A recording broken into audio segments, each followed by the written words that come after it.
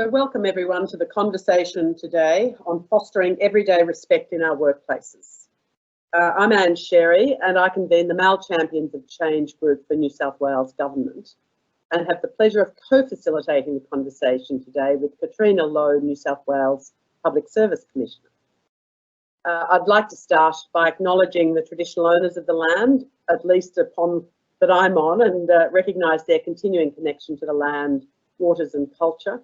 And I'm joining you from the land of the Gadigal of the Eora Nation here in Sydney. So I'd like to pay my respects to elders everywhere in Australia, past, present and emerging.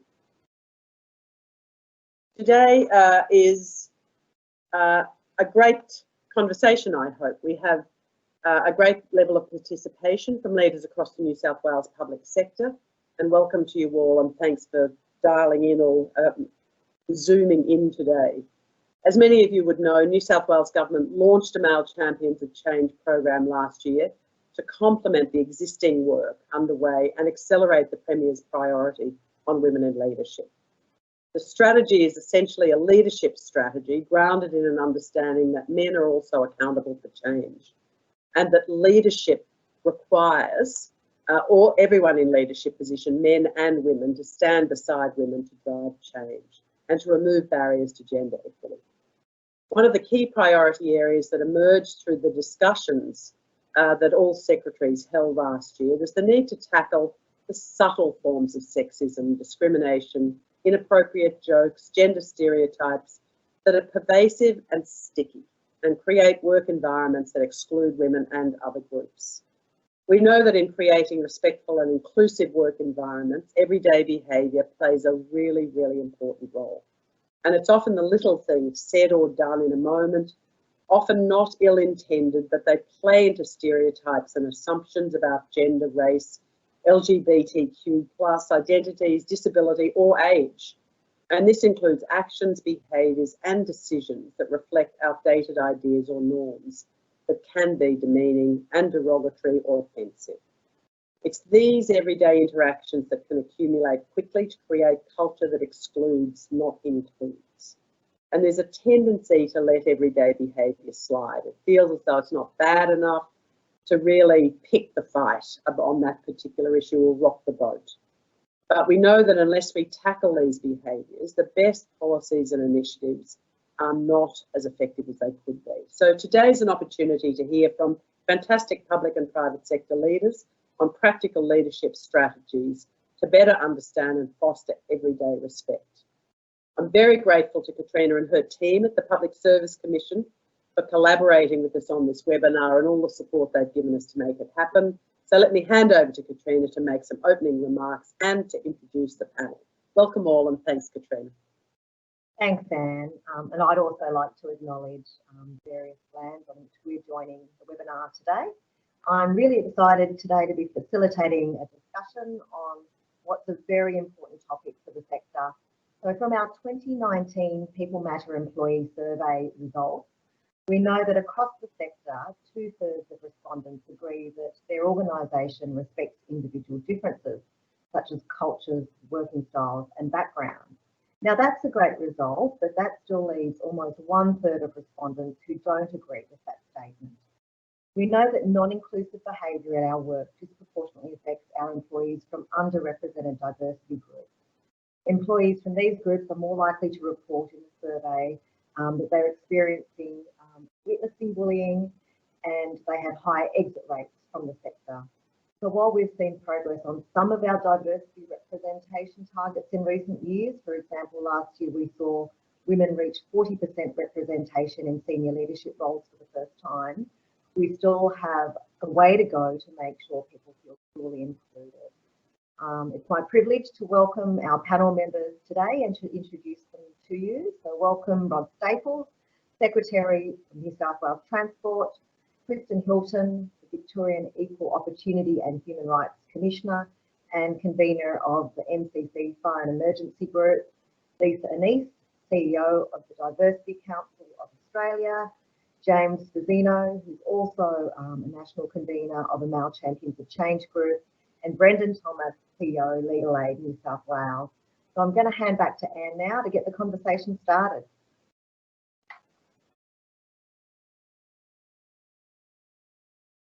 And you're on mute. The most common used word, thank you. Thanks, Kathrina. Before I kick off, let me just explain how we're going to run the session today and how to pose questions. Kathrina and I will start off by asking questions to the panel. Anyone who's online can start to post questions immediately, and we'll start to pull those questions through into the conversation. It'll be recorded so we can share it with people who can't join us today. So let's start. And Rod, I'm going to start with you. I know that you identified everyday respect as a priority for transport, and when you went out and did the listen and learn, it came up quite a lot. So I'm interested, what did you hear, and what sort of actions are you thinking about in transport? Yeah, thanks, Anne, and really appreciate the opportunity to spend some time with you today. So certainly, transport's made some quite big strides around women in leadership, for example, and statistically sort of something to be quite proud of. But a lot of the feedback I was getting from women in the organisation was the workplace experience was not keeping track with that shift. So the listen and learn sessions, we did about 10 of them last year, about 120 women. I didn't do every single one of them, but we did some in Sydney, some in regional New South Wales, across different sections of the workforce. And I'd have to say, for me as leader, it was, even though I knew that there was some undertone of negative things, it was a real reality check for me as a leader. What first overarching message I got from women out of that, and the way that they spoke was just fantastic, because there was an acknowledgement of an effort being made, but also a reality of what they were dealing with, and an honesty and the willingness to lean in and be constructive about what we could do. So it was just quite mind-blowing to go through that and have to just really spend 90 minutes listening and not really trying to respond or give a reason. It was actually quite challenging. But the first thing I really took out of that was that it's not as widely accepted about the benefit of diversity. There's still a real mix. It's still contested within the workplace in some cohort areas, particularly in some middle management and some perhaps underrepresented areas of the organisation. So I heard some stories about a woman had been appointed into a role, so the cynical thing was that this was just all about stats, and it wasn't about the benefit of diversity in that space. And that would be a common experience if a woman went into a role that had not had a woman in it. This sort of brutal confrontation from people that would be prepared to actually say that to them, sometimes in open groups. You just think almost unbelievable that would still be going on. So that was a bit of a surprise that it was so deep. Not that it was there, but that it was as deep as it was. I think sort of moving on from that, the sense of participation within the workplace. So many women, particularly in technical areas, shared stories of they would be in a room, in a meeting, trying to make a decision, and their qualifications would be questioned, or they wouldn't actually be included in the conversation. They'd have to really put their hand up to be involved, or they'd be asked to be the one to be the minute taker of the meeting, or to go and get the coffees just by default. And the unconscious bias in that space was quite incredible, and some quite heartbreaking stories. One woman's got 3 engineering degrees and a master's and so forth. Probably the most qualified person in the room is regarded as the least important in the conversation. Not just one-off, but ongoing. So to sort of hear that sort of thing and know that that's principally because they're a woman rather than a man is pretty confronting, and realisation of how much more work we've still got to do to actually shift the dial around it. And it's not just a numbers game, it's about getting inside men's heads and people generally about the benefit of a more inclusive environment. I guess beyond that sort of attitudinal piece, I think there was also a bit of a wake-up call around still some residual policy and issues that we've got within the organisation that make it harder for women to participate in the workforce. Notwithstanding, we talk about flexibility and so forth, particularly for women that leave the workforce to have a child and then come back in, and the disadvantage that they feel. And also the attitude that in many instances managers were making decisions about what contribution they could make because they knew they had a child, and therefore they wouldn't actually be able to be a meaningful contributor. So it wasn't just that the policy thing wasn't there, but their whole return to work was actually quite traumatic and unsupported. But the big sort of positive out of that was the difference a good manager could make. The distinction between good manager and bad manager was really strong around all of that. So, look, they're just a few insights, and I wouldn't, I could go on and on after having had sort of listened to a number of sessions and a number of women. It was a real reality check that we've got a long way to go. And are there some specific actions you're taking to get that to change? Yes, there are. So one thing I'd say is that it highlighted to me that where the worst stories were was when the representation was still very low. So if you sort of unpacked it a little bit, and we've got some cohorts in transport, and we've probably had an underrepresentation of women generally. Some areas were very strong and in other areas were very weak. So actually having a more focused and targeted campaign around some areas is important, and actually putting policies in place that actually start to really push against that in a big way rather than just incrementally moving. So in that recruitment place, in the skills, reskilling space to actually shed some light into those darker areas in the organisation is one absolute priority. The second one is to really push through leadership, the leadership behaviour and attitudinal piece.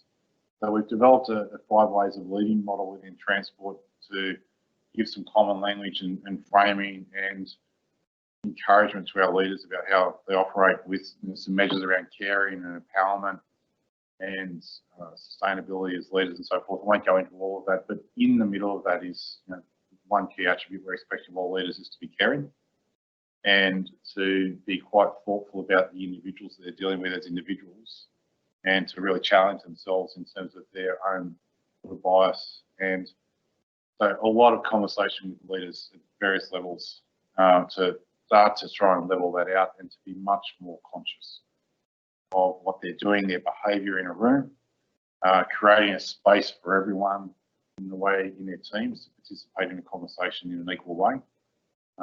Some of the really interesting feedback out of that, Ian, is that it hasn't just been then about men and women, but it's actually created some other benefits for us around inclusion of other people and some sort of breakout sort of campaigns about really going harder with Indigenous and into sort of disability and so forth, which to me is fantastic because they're all very similar and common themes. So I'd say the big one for me has been leadership and really starting to focus and have a broad canvas across some layers of our top 100 and then our top 2,000 leaders, really wanting to shift their attitude.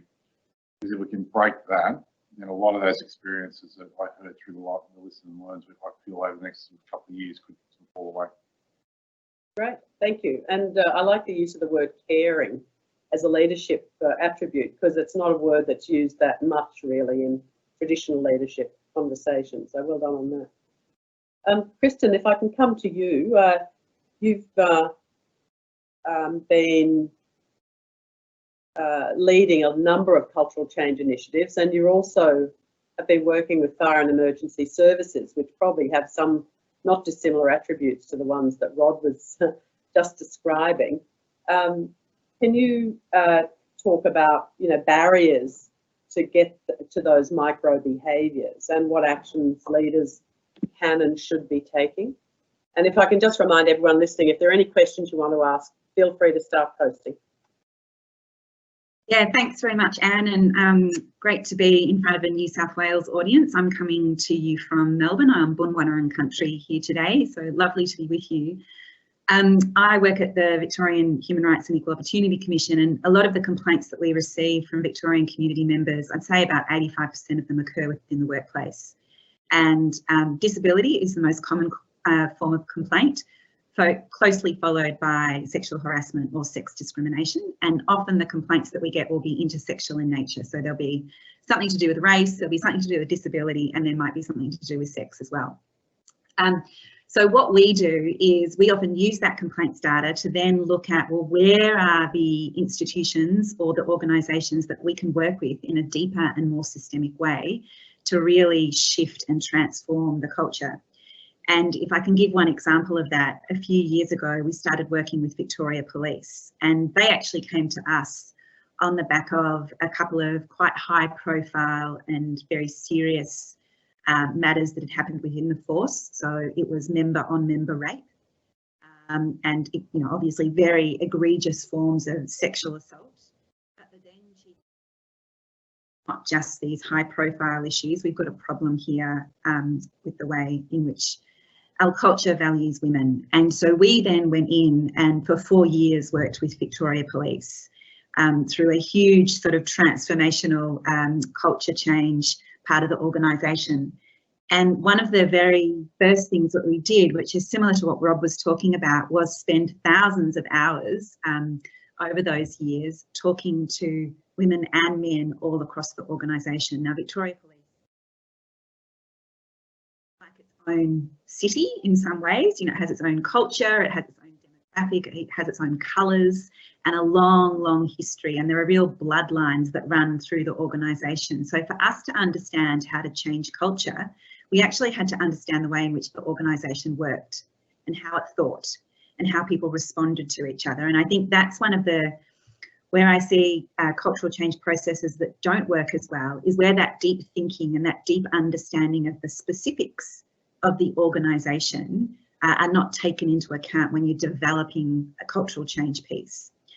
So we heard from women across all ranks and levels about the way in which over many, many years they had been not just, you know, as I said, the more serious forms of sexual assault or abuse, but how they'd been denigrated, humiliated, they'd been sidelined, they'd been denied promotions, they'd been denied professional development opportunities, they'd been subjected to sexist jokes, they had been cast off into sort of the Netherlands of the organisation if they were returning from maternity leave or whenever they became pregnant.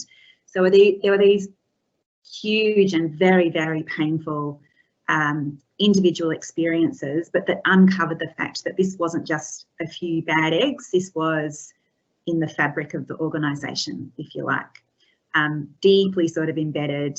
And you know, I've seen it also in some fire and emergency organisations where it's quite hierarchical, sort of a command and control environment, as well as traditionally very male dominated.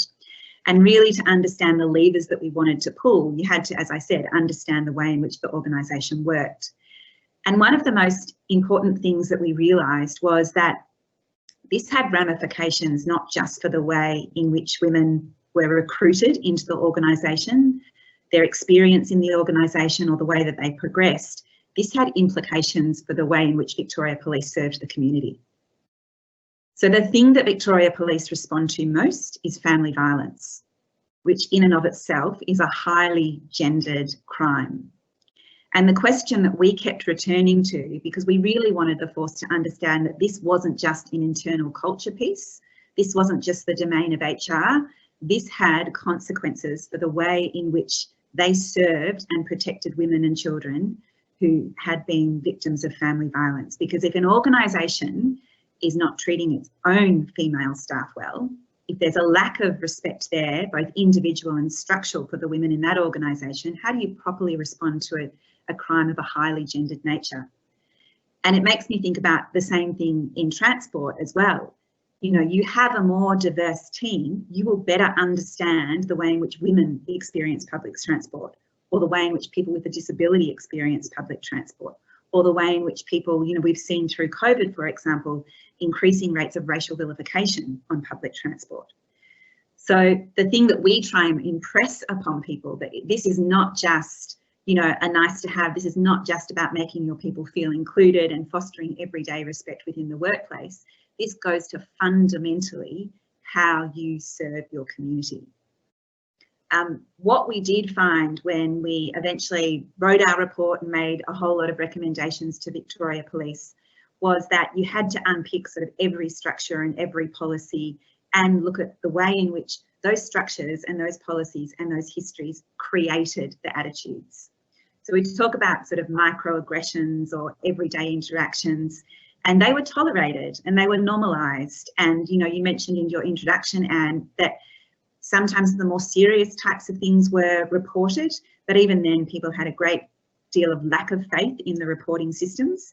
And sometimes when they reported it, the reporting process could be more traumatising than the conduct itself and could lead to further victimisation. So we had to really work hard on ensuring that there was a very positive and responsive workplace harm culture within the organisation, but also looking at everything from attraction to who gets in, who gets kept out, how they make their journey through the organisation, what happens to people when they become pregnant, what happens to people when they try and progress across the organisation, what happens to people if they do sort of speak up about behaviour that they've experienced. And we made a whole bunch of recommendations with Victoria Police, and I think one of the reasons why the work was ultimately so impactful is that they retained us to keep coming back and auditing them. And they did that in the light of day, in terms of they opened themselves up to, I suppose, independent organisation with expertise in this area and said, we don't have all of the answers and we want you to help us continually learn and hold us to account. And now 4 years on, they have increased flexible work, and this is pre-COVID, flexible work by 20% across the organisation. 12% of that is men taking flexible work now, which is up from 1%. They've reduced their gender pay gap by 2%, which doesn't sound like a lot, but when you think about the average for workplace reduction year on year is 0.6%, it's actually way above the benchmark. There are more women in the organisation now than ever before. And one of the really significant things is that they introduced a floating mat leave or floating parental leave backfill scheme. So one of the things that we found is that there was so much stigma and negativity attached to when someone would become pregnant. And that was because it was never factored into their budget. So if someone became pregnant, the office or the command or the region had to bear the cost of backfilling that position. And that created, so you see the way in which the economics and the financial literacy of the organisation actually plays into the structural and systemic discrimination that happens. And so they now have a 200-person maternity leave or parental back leave system, and that has significantly reduced the rates of pregnancy discrimination across the organisation. So the other thing that we did with Victoria Police was also, as Rod was talking about, be very, very clear about how important leadership is in role modelling and taking the time to listen and being very visible about fostering workplace respect, but also really intensely working at the managerial level. Because we found that, leadership are often exposed to these ideas and these professional development opportunities or the learn and listen, but often managers don't get it. And they are the ones making the everyday decisions and setting the culture in their environment. They're the ones that are saying yes or no to flexible work requests. They're the ones that are saying yes or no to how you deal with a complaint of sexual harassment. So we really, really tried to build capability at that management level to try and have safe conversations about what sexual harassment looks and feels like, and other sorts of issues that we heard during that review process. Thanks very much, Kristen, and I think your comments on leadership are probably a really good segue into the question I'm going to ask Brendan now, which is, as leaders, what can we all do to call out disrespectful behaviour when we see it, to create a more respectful environment and to achieve a constructive outcome? Yeah, thanks, Kathrina, and thanks for the invitation to join the discussion. There's so much leaders can do in an organisation to change the culture. And as the leader of an organisation, and whether you're the CEO or the director of a division or the manager of a team, you really influence the culture of that place. And while people might listen to what you say, much more they watch what you do. And it's really important that anybody in a leader position or a leadership position is constantly conscious of their own behaviour, how they're behaving in an organisation, and the behavioural cues they're sending to the culture of that particular organisation. Whether that's how you interact with individuals, how you speak to individuals, whether it's creating room and space for diverse points of view around the table, whether it's actively encouraging people to come and sit in decision-making settings that they might otherwise be excluded from. Those things are fundamentally important for a leader to do.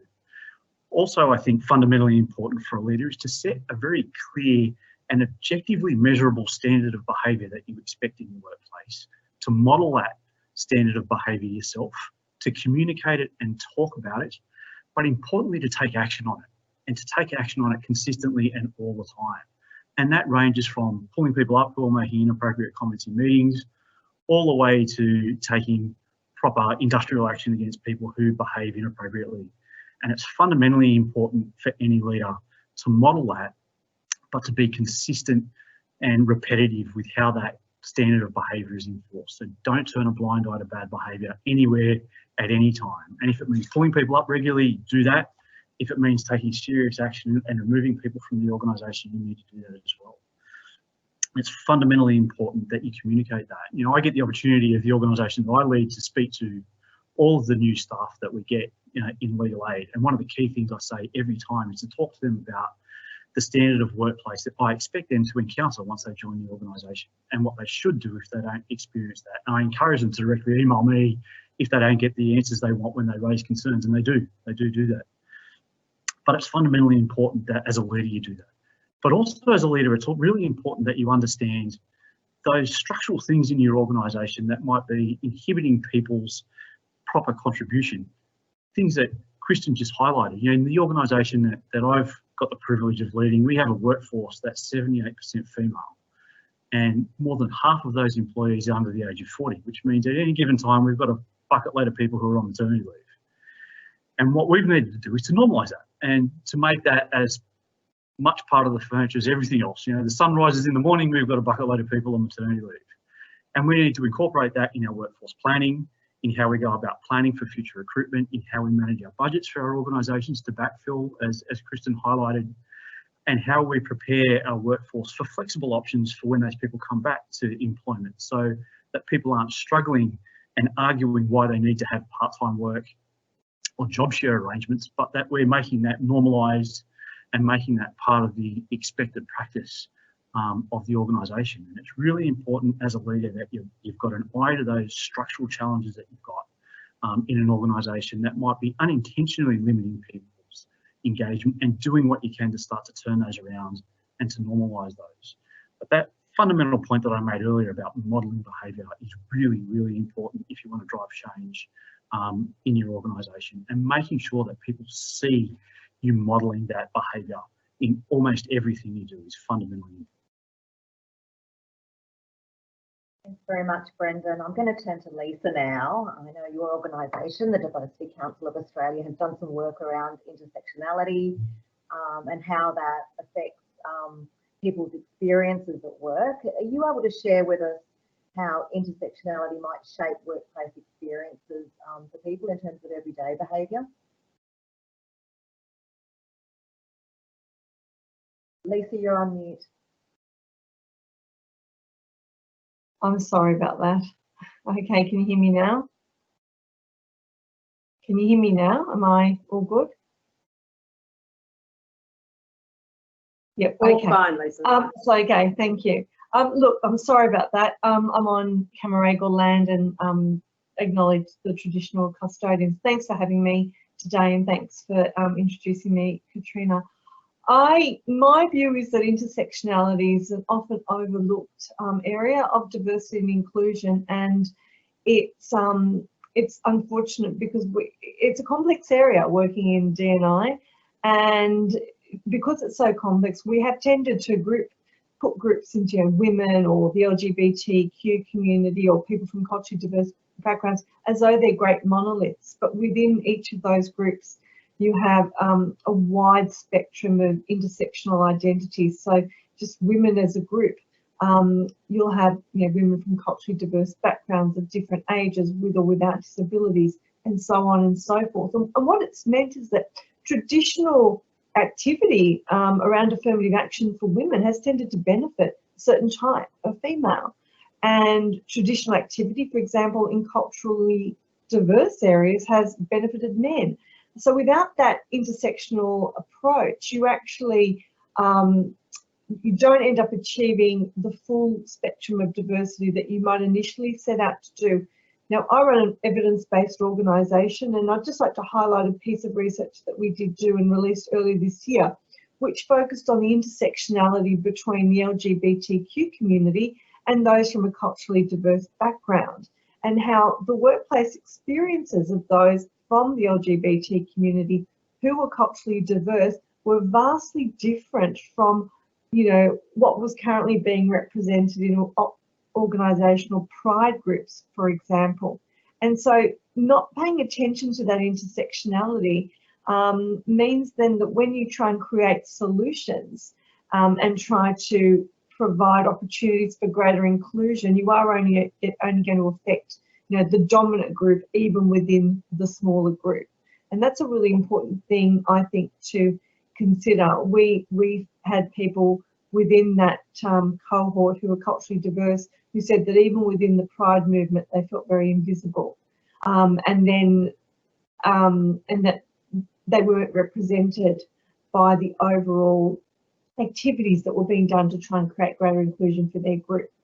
So I don't want to take up too much more time, but I just would suggest to people who are interested in our research that you can have a look at it on our website. But we also did do a piece of work last year called Change at Work, and that touches on a lot of what was said before, especially by Kristen, around the importance of trying to change culture, because what we know through our research is that 75% of activity in the diversity and inclusion space does not achieve its objective.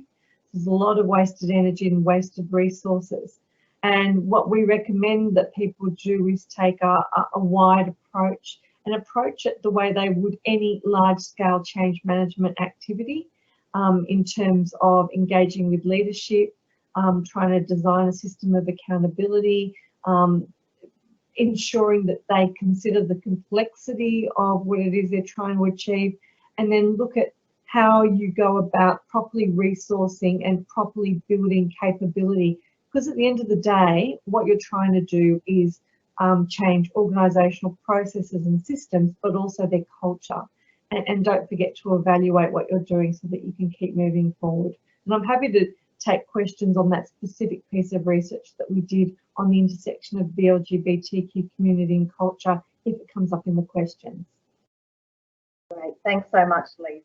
And intersectionality is an issue that's very dear to my heart, and I think we do need to pay more attention to it.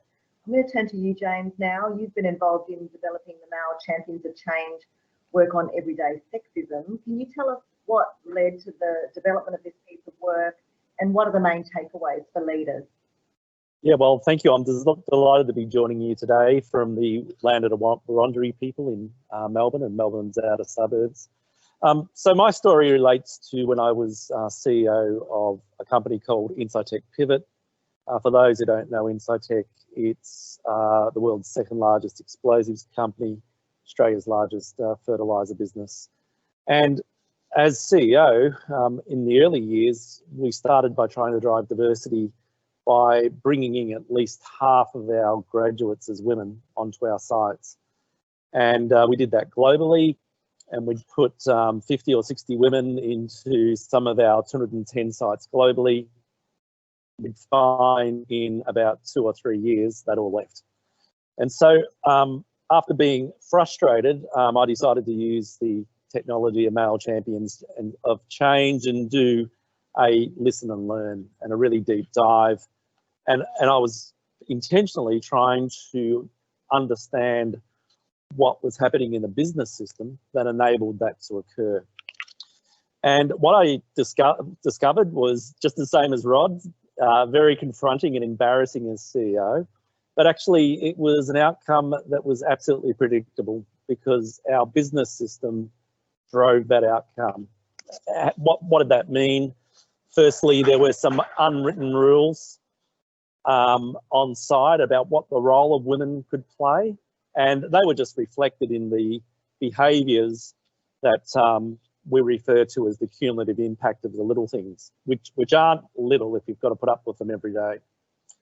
The second thing is that we found was the business system actually supported what we now refer to as everyday sexism. So it was a planned outcome of the business system. So let me describe a couple of those elements, and actually a lot of exactly the same as what Rod discovered. We learned that there were some unspoken expectations that women actually took up housekeeping and secretarial tasks at odds with their professional roles. So exactly what Rod said, in meetings, women would be expected to take the glad wrap off the sandwiches, to tidy up the room post-meeting, being the perpetual minute taker, and actually even having to put together the papers before the meeting. Absolutely unacceptable. Not valuing women's voices. It was okay to talk across women in meetings. Even, as Rod said, if the woman was the most senior in the room, and regardless of them being the most senior engineer in the room. There was the unwritten rules that enabled women to take up leadership roles in functional positions, but didn't allow them to take up leadership roles out on site, whether that be a mine site or an explosive site. Terms such as, well, the work is too heavy and dirty for women, or women and underground don't mix, underground mining don't mix. I mean, absolutely outrageous, but reflected in the business system. And just a huge amount of role and gender stereotyping and assumptions based across those stereotypes. So a senior woman, a woman who we wanted to promote, had just had a baby. There was an inbuilt assumption that you couldn't possibly second that woman into another country. Well, of course you can, because why should we assume that the woman's the primary caregiver? And then systemically, our everyday decisions were reinforced by our talent system. And in fact, the talent system was designed actually to put men in roles, not women. So what did we do about it? Well, first we started with a few rules around how meetings would be run. We went even to the detail of who would clean up, which was actually everyone. After the meeting, rotating chairs of meetings, and actually really encouraged our men to call it out when they saw everyday sexism going on. Now, that wasn't because we didn't think women could speak up for themselves. Of course, women can speak up for themselves. But frankly, it was just exhausting for our women to continue and have to call it out. Really needed our men to call it out also as inappropriate behaviour. In terms of talent, we ensured that when we looked at talent, we didn't assume. And we asked our women, and actually our men, before we decided who could move, what their ability to move was, and understood the constraints when people moved globally. And then more systemically, we reframed what the role of women was in the organisation. The reframe was women can only take functional roles to women can take broad roles across the business, whether that be in functional areas or whether it be heading up a mine site, heading up a fertiliser site. And we reinforced that by reframing what leadership was in our talent system. So we were an organisation that was heavily driven by engineers, and what we tended to do was define leadership in terms of technical qualifications. We said, no, that doesn't make any sense, because as it turns out, a lot of our really great engineers weren't great leaders. And so we reframed that and said, actually, we want leaders who are fantastic leaders who can coach and teach the management system, leaders who can set a vision and align an organisation. As it turned out, because of that, we're able to start to promote women into some of the leadership roles on site. The largest site that Incitec has, a mine site, is out in the Hunter Valley in New South Wales. It's run by a woman, sensationally capable. She's got a HSE background. She's not a mining engineer. Up in Queensland, the largest fertiliser site in Australia, one of the largest in the world, is run by a sensational woman whose background is actually banking, not fertilisers. Interesting, what we found is when we did that across the scorecards on the sites, we saw an improvement of about 20%. So that's the benefit of having a far more diverse talent pool. I guess the only final comment I'd make is this week, as Male Champions of Change, we launched a piece on sexual harassment. And I'm of the firm view that the culture that you set in organisations on the little things is exactly the culture that allows harassment to occur. So it's absolutely vital that we focus on these as leaders. Thank you. Thanks so much, James, for your advice on practical things that can be done and also things that organisations can do to tackle issues systemically. Now, we've got some great questions coming in from the audience, many questions in fact. So what I'm going to do is ask those responding to try and limit their answers to 2 minutes so that we can try and get through as many of those questions as possible. So the first question that's come through is for Rod. And the question is, for customer-facing roles, staff may experience inappropriate behaviour from the public. What can be done to support staff in these situations and also convey to customers the expectations around respectful behaviour? Yeah, that's a really good question and really challenging, because what we're actually leaning into in that is the broader environment in society. And I think the first thing we've been doing is giving staff permission to call out that that's not acceptable, and giving some training on how to deal with circumstances like that, and making it clear that that's not our expectation of customers. I'd say we've still got a long way to go, Kathrina, in terms of how we engage with customers around that. More generally, I'd have to say. But a few other sort of overlapping campaigns we've got to run around that. We've got to get the message absolutely right. But I think we've had a couple of instances of assault and so forth. So I think taking that seriously by following through and supporting staff members right through to prosecution and so forth has been a really critical thing, and making sure that we demonstrate the absolute support and be clear about how unacceptable that is at this point. Great, thanks, Rod. The next question that's come through is for Kristen, and it's, we know in cultural change programs, people sit on a spectrum with their support of change. Where should leaders focus their efforts to get the most traction? Great question. And that spectrum also moves. So the closer the change gets to you individually, sometimes the less support you may have for it. So you can be broadly supportive of gender equality. When it starts to mean, though, that the job that you thought was yours suddenly gets opened up, that's when sometimes we've seen that support diminishes as well. But I would say that you need to focus on the movable middle. So there will be resistance, and sometimes the resistance will be quite intense depending on the sort of change that you are trying to embed in the organisation. And there will be some people that for whatever reason, and often it's quite personal, is that will feel the threat of that change and will feel so dislocated or angered by it that it might be time for them to find another place to work, frankly. And that is also about setting expectations from the top about how long you give someone to get on board with the culture and the organisation that you are trying to create. But I do think, like any change initiative, you have to expect some resistance, and you have to expect that when people are coming to these conversations, for them it feels like the world is changing very significantly sometimes, and they will experience some form of loss, right or wrong, but that's quite a personal emotional reaction sometimes to the change.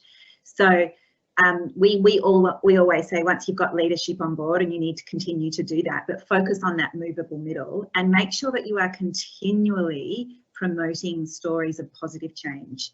So you need to have very, very good communications around this, about very clearly articulating why the change is important and necessary for your organisation. And just to say, you know, we want to become a gender equitable organisation, or we want to become a more diverse and inclusive organisation, that will not necessarily resonate with a whole lot of people. It's got to be specific, and it's got to be very specific to the organisation and to your people in a language that resonates with them. And it has to continually, I think, show the improvement or the positive effect of the change. Great, thanks for that, Kristen, and it was a really good question. The next question that's come through is for Lisa, and it's actually a very timely sort of question. So now that we've got so many people working from home, how do you think that this affects our diversity and inclusion strategies? It's a really good question, and it's one that I've spent a lot of time thinking about. I think it really depends. I think there's a spectrum of responses, and I think, for example, for organisations who were initially really hostile to the idea that remote working and flexibility was a thing that you actually could do, I think there's been some gobsmacking turnaround when all of a sudden the whole workforce was able to work from home. So there's that part of it, there's that positive part of it where organisations have now done what we've been advocating for a long time, focus on outcomes, focus on how do you create a level playing field for individuals no matter how they access work, and try and focus on how you maintain your connection with your staff. And you have to do it consciously because you're missing out on those corridor conversations. And then in the conscious effort of doing that, you're actually including people who used to fall, outside the sphere of that sort of contact.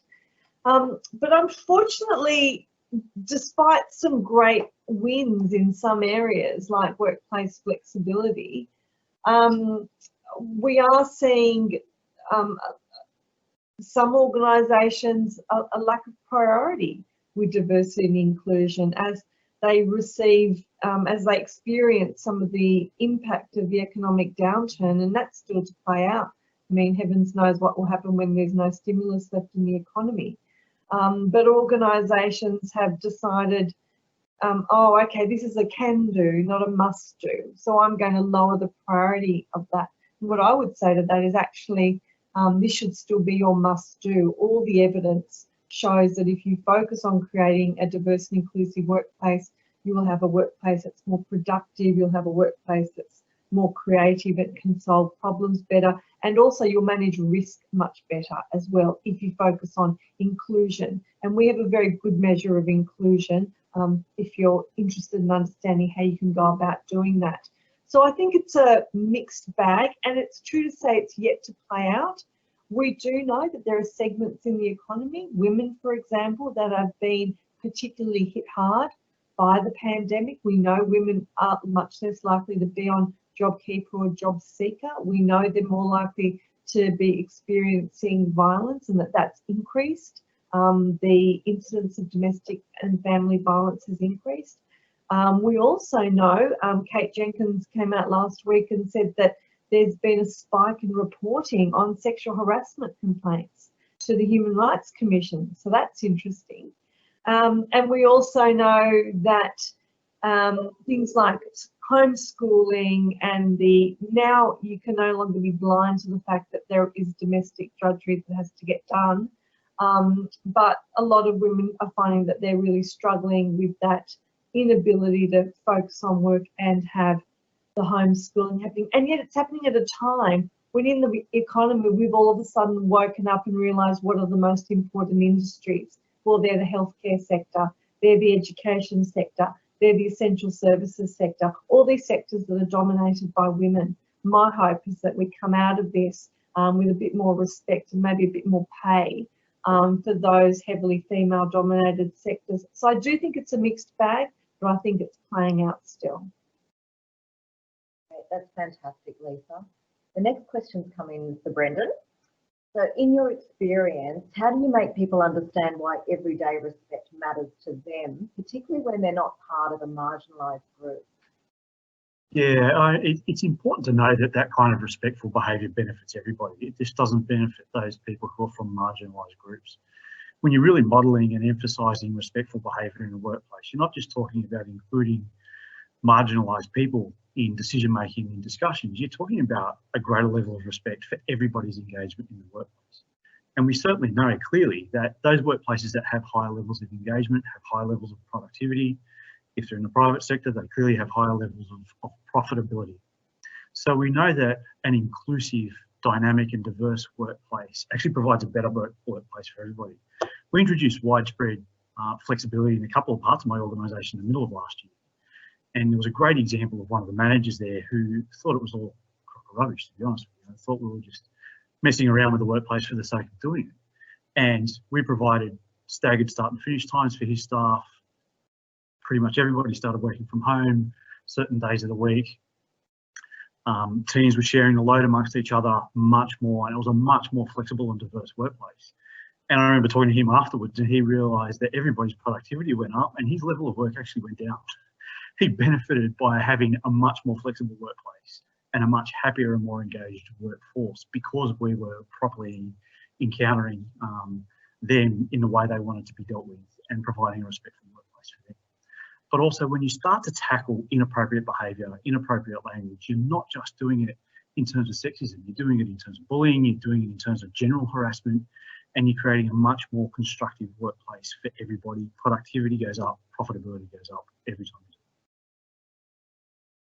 That's fantastic, Brendan. Now we've got a question for you, James. So in light of the critical role that leaders play in fostering cultural change, do you have a view on whether there needs to be stronger mechanisms to hold leaders and managers to account in responding to issues and complaints? Yeah, look, I think yes, because as Brendan pointed out, the organisation looks to you.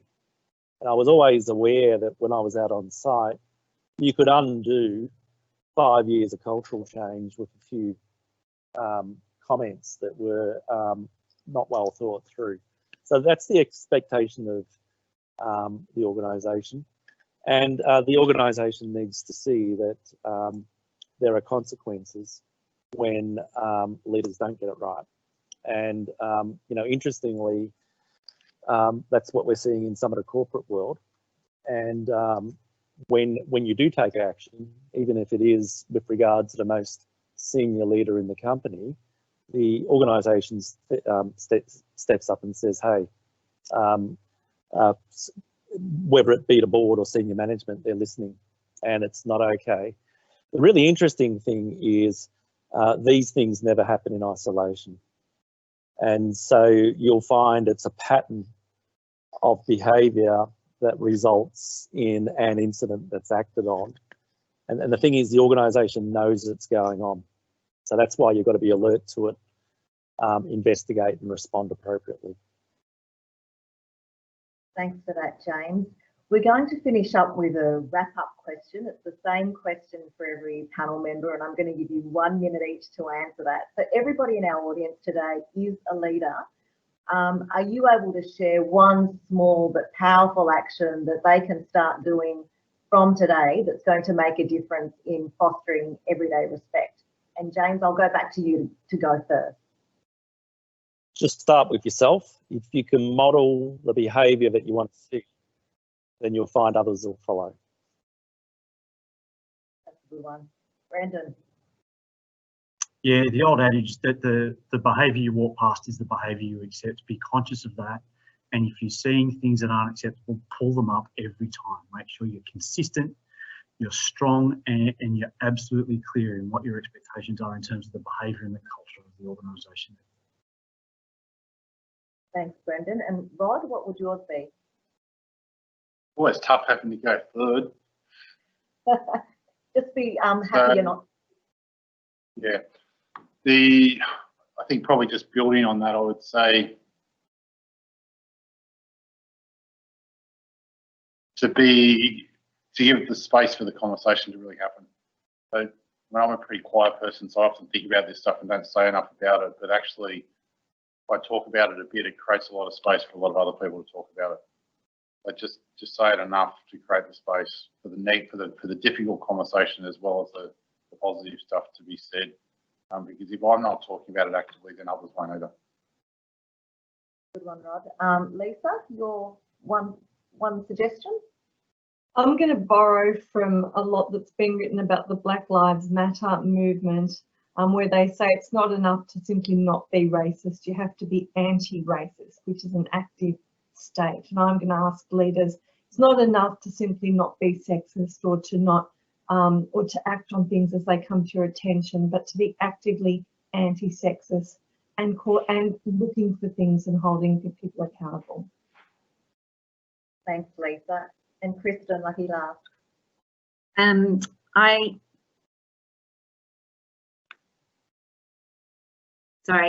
I always think of leadership as a privilege, and with privilege comes power and also responsibility. So use it very, very wisely.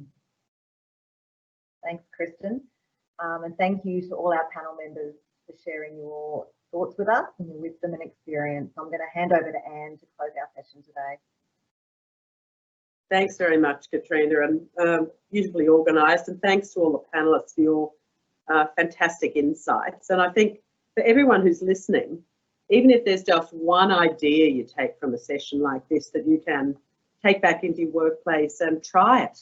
If it's something you're not already doing, try one thing and see how it goes. And if that makes a difference, try another. Because I think, as Lisa said, this isn't about being passive, it's about being active.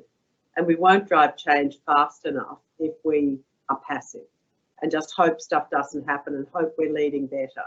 There's something about being very direct in our own behaviours and even direct in our listening, so that we're hearing what's really going on rather than assuming we know what's going on. Because I think that's an insight most leaders have when they do the listen and learn. But thanks for the questions, and hopefully this is the beginning of conversations, not the end of this conversation. And there's, within each cluster, I know there are going to be conversations happening as well as across the whole of the public sector. But, you know, this is a collective task. It's a big job. And we know we all sit on cultures that have built up over a very long time and have deep within them, as Kristen described, practices and behaviours, and James as well. You know, all of our sectors, doesn't matter where we're working, all of our sectors have deep cultural practices that are exclusive, not inclusive. And they go underground when they're challenged often, but they don't go away unless we're consistent in our challenge of them. So as leaders, I think we've got a really strong collective responsibility to push into this so much harder now. And I'm glad, Lisa, that Black Lives Matters came up, because that shines a light on the incredible frustration that sits in groups that are excluded all the time, whether they're LGBT, people with disability, it doesn't matter, colour, ethnic origin, you know, it doesn't matter. That exclusion that is experienced every day builds up resentment as well. And for those communities, if we really want to tap into them, we've got to be actively stripping that away so that the exclusion disappears.